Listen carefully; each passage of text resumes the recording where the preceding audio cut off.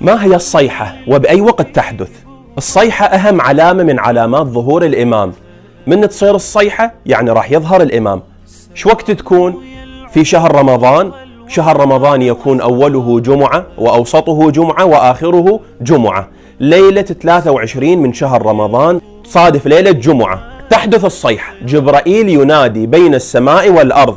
شو يقول جبرائيل؟ يقول: ألا إن محمد بن الحسن المهدي قائم آل محمد فاسمعوا له وأطيعوا.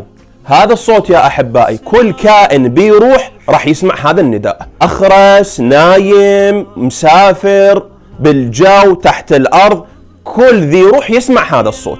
وكل أهل لغة بلغتهم يسمعون. كل واحد يسمع شنو؟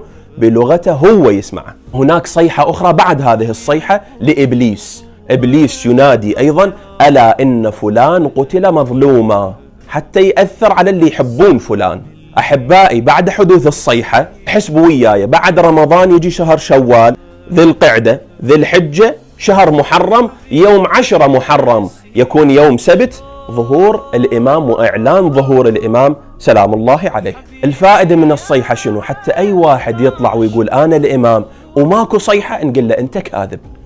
لازم أكو صيحة بعدها يظهر الإمام.